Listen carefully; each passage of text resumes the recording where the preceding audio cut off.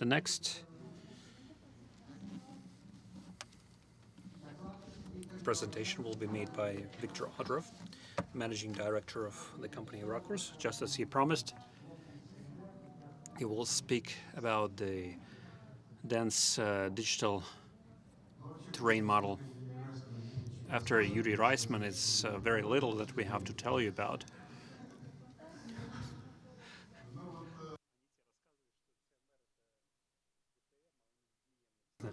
I will speak about now DSM and 3D models and what we're moving towards. Being global managing director, I will speak about more global things. But in my presentations, I will tell you about what we used to have in PHOTOMOD, what elevation models we can build, and then I will speak about methods of matching. There are local and global methods. It should be called matching, I think, not correlation, right?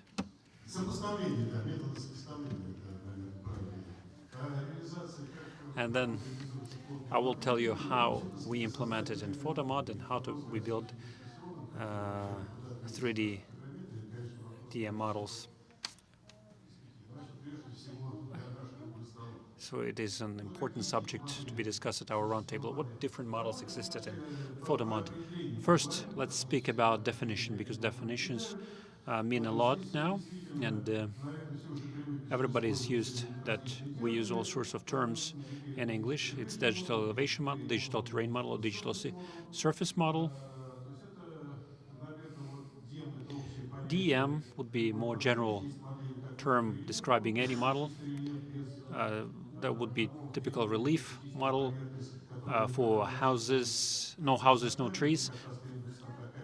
For that, we would need digital terrain model. And finally, the actual surface model, that was what Yuri Reisman is saying, was talking about. That includes anthropogenic elements, whatever is seen by the camera. That's digital surface model.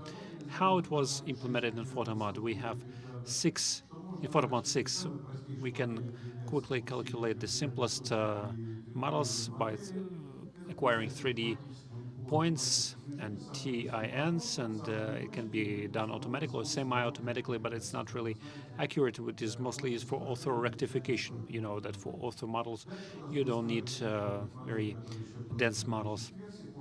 Then we had another thing that we used in old versions. It was fully automatic, special smooth models we used for building horizontals. We thought that PHOTOMOD is one of such products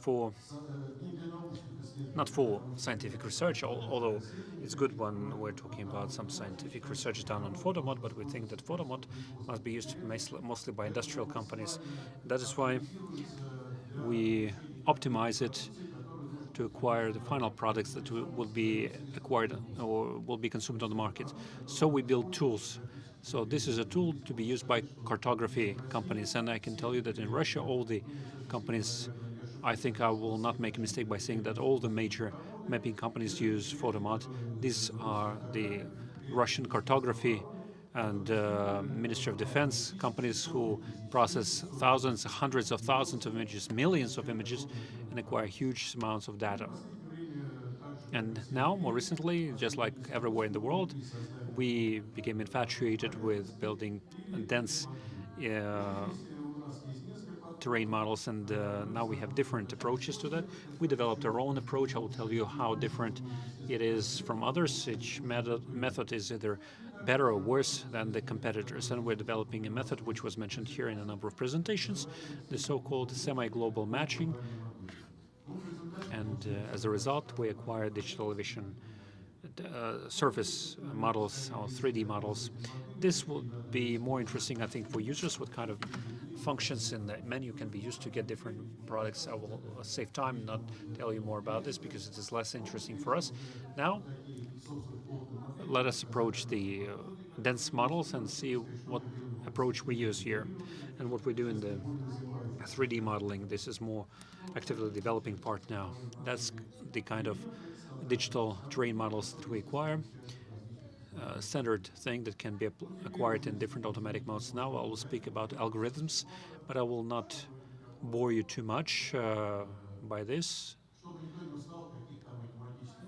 I'm not going to bore you with mathematical formulas.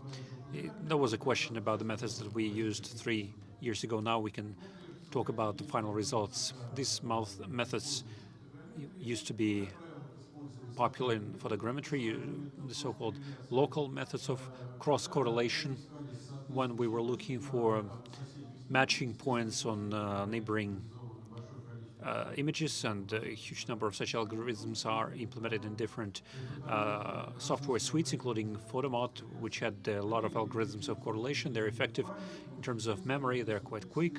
They're sub-pixel ones, and they can get very high quality and accuracy, but still you can see that they cannot really describe the smooth surfaces. They do not work on creative structures, and that's why now global approaches are becoming more popular. Why these methods are called global? Because they work at the level of points. They work at optimization and minimization when special function is selected, like in the method of RGM, and they optimize different functions. And these methods have been known. Matthias mentioned it. He worked with it since 2008, and first they did not prove to be popular because of the simple reason that the computer power was not strong enough at the time, because these are very labor-intensive methods, and now they became more popular because now parallel computing is possible, and special graphic cards are on the market which can increase the speed of processing. Cluster computers are on the market now. Everybody's working in parallel computing. That is why now there is a new trend for global methods. And here you can see the most known methods. We were working on our method. We like to do everything in-house. It's not always right, but sometimes it can deliver good advantages. Also, we develop methods of global, semi-global matching. I will call it like this in English, because it doesn't really translate into Russian. Speaking in layman terms, I can say the main idea behind our method is that in interactive mode, we can select terrain model or relief model that can get identical orthophotos built based on different images in the overlap sector, like left and right images, so that they fully coincide and match. And it'll be too long to tell you what algorithm we use for that. Now about the RGM methods, I'm not going to talk about this because it's been described in many places. And these are the results that we can acquire, and what are the advantages or disadvantages of these methods. Here, I will show you different pictures and try to illustrate my point of view from this. Our colleagues from Irkutsk made a presentation who spoke about laser scanning and acquiring elevation models using laser scanning. Here you can see the same digital elevation model acquired by photogrammetric method, and here in each pixel, 6 centimeter, you can see Z coordinate, and it clearly describes all the heights here. And comparing to laser scanning, 6 centimeters, that would be like 15 by 15, 225 points per square meter. Here, the density is quite good, I think. Here, again, you can see similar images were shown by Matthias. That's how we build dense model, and this model is texturized. And all the pictures that I'm showing to you were done in PHOTOMOD in a standard commercial version, which can be bought, but now we supply this method with interactive, but RGM, we're not supplying it, but soon we'll supply it by the end of the year. Based on the example of this image, first question that I'm not clear about, but maybe this is a good question for our roundtable discussion, for our respected people who like to put their knowledge together.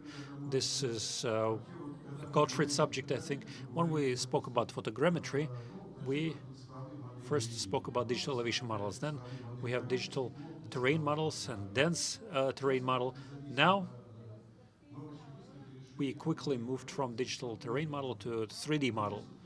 And still, it's not clear for me when digital surface model starts to be called 3D model, when it is texturized or when it clearly describes the surface. And what is the difference between DSM and 3D model? Because now in many conferences we hear only such old photogrammetrists like Mr. Reisman use the terms of dense surface model. Others are using mostly 3D models. I disagree. It's good that you disagree. Anyway, here you can see that from the standpoint of photogrammetry, this and other models are same, but here it's beautifully painted. Our methods again are good because in PHOTOMOD, as an input, we can use any type of data. And most importantly for us is that the operator who works with the system would algorithmically would work in a consistent manner, independent of whether he's using space, satellite data, aerial photography, SLM, A3 camera, or say Leica camera images without central projection, which use other algorithms of processing. In terms of a PHOTOMOD operator, they should always use consistently same method. If we look at the packages which were mentioned, modern packages for acquisition of 3D models, they usually are not compatible with satellite images. There are well-known packages of Sure that Vision Map used to work a lot with. Everybody's working only with the central projection, and usually central projection with very good data. But we want to make sure that the operator working in the system would be able to build this model using any data. And here, that's what it looks like. This is the dense model based on the space imagery. I'd like to compare it with SGM and IDM. I sometimes use Latin words here. I understand that for interpreters it's hard to translate. I will simply use SGM and IDM. I will tell you which model is better. So SGM method perfectly describes all the hidden areas, but in IDM we have problems. Also in IDM here we sometimes have gaps in some data. But in terms of working with satellite or space imagery, SGM likes to work with bipolar geometry, and space imagery is not always bipolar because they always have synchronous and asynchronous modes when it's very hard to get bipolarity, and that's why it's easy to compare these two approaches. Here it shows what is better for SGM, what is better for IDM, with different colors. SGM method is faster on the local computer, and IDM can be easier parallelized. SGM provides better quality for 3D models, and IDM model doesn't require bipolarity. Again, remembering the main packages, they largely depend very much on bipolarity. IDM is difficult to implement and to improve, but it's still using these different recognition methods, and if it is ideally improved, then we can automatically get roofs and flat surfaces there.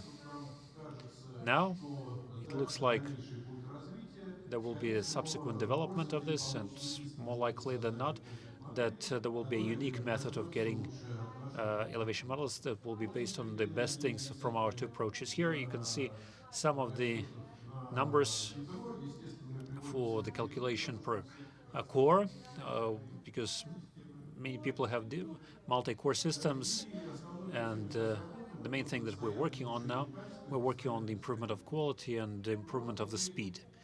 Now, suddenly I jump to 3D models and DSMs, they became better. Here, whatever you see on the left part of the screen, that's what Dr. Reisman was talking about. So these are the dense models, what they're used for. These are the point clouds. But if we speak about 3D models, we have two approaches. First is the building of point clouds, so digital elevation models, or building object-oriented vectorized model, which naturally is not done in fully automatic mode, but which has a lot of advantages.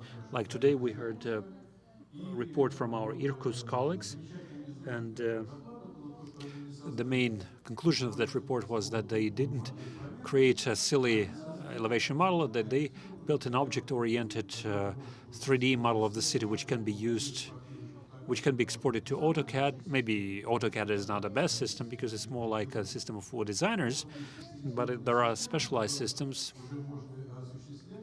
where you can work with a classifier by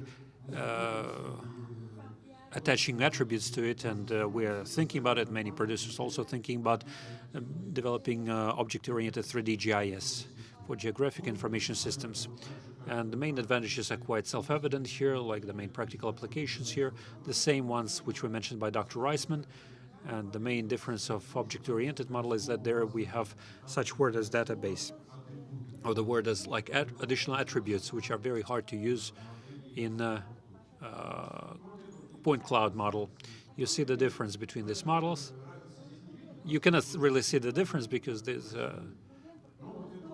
different maps, but this is a model which was built based on vectors. Each house can be removed and measured here. And now I'm showing you the video. You can see it looks quite good on the side, on the top, but on the side, all the walls are painted by the same color, right? Why does it happen? Because PHOTOMOD historically is a mapping photogrammetric system in cartography. I think the cartographers sitting in this room will agree with me. It was always believed that XY point has only one Z coordinate. That is why PHOTOMOD and its internal formats believe that each XY point has only one Z coordinate, but painting and working with side or oblique imagery in RGM method can be done automatically. Now we're thinking about leaving this possibility in PHOTOMOD to build such dense models which will describe the surface, but in terms of painting, and maybe side objects will have a parallel plugin. We have almost fully prepared it, and the quality is fully in line with our competitors. Although they're working with a central projection and will be able to work with the satellite imagery and all other data, which is an additional advantage. But in principle, such images, I will show it to you. Like here, the same 3D model made for satellite images. This is black and white sensor worldview 1 from Digital Globe. I still have 4 minutes. Here you can see how beautiful what it looks, how beautiful it is described in terms of geometry. But again, everywhere, each model has its advantages. If we speak about the telecommunication functions, for instance, or say military applications, distribution of rays or flood prediction and forecasting of some kind of human elements, we don't really need beautiful walls here for that. Now a few words about building a 3D model. In PHOTOMOD, we are forced to be compatible not only with point clouds, but also real 3D models. To get them, you need standard photogrammetric operations. Some of them are fully automatic, like triangulation. Now, I think in the world, all the good packages do this aerial triangulation with 1,000 professional images per day. And building of such models requires some manual labor. You need 3D vectorization also. This process is semi-automatic also in PHOTOMOD, but this is a theme for our masterclass, but still manual labor still exists. Like Stereovectorization is there, like modeling, 3D modeling and texturing of objects. Here on this video you can see how it is done, that we get an automatic or orthophoto and the vectors that we get there, and we get such 3D objects which are then painted there, and we get object-oriented vectorized models. Each house here, just like in our Irkutsk case, can have its own attributes and can be painted differently. Here, for instance, you can see a video. This is a 3D vectorized model acquired based on satellite images. These are the satellites from our good partners from Airbus. Mr. Bertolini, thank you once again for the good work done by your company. We like your data very much.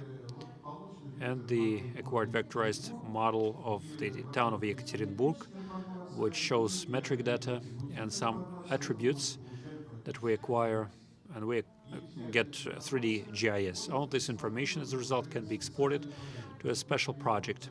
Like for instance here, we're working on the export of products into Autodesk Infraworks because it is expected that this model, or assumed that this model can work with vectorized data, can do spatial analysis. It is integrated with Oracle. You can attach attributes to the 3D objects and to select them. And these are the images that we watched, the small video of the city, which can live with its metric information in Autodesk.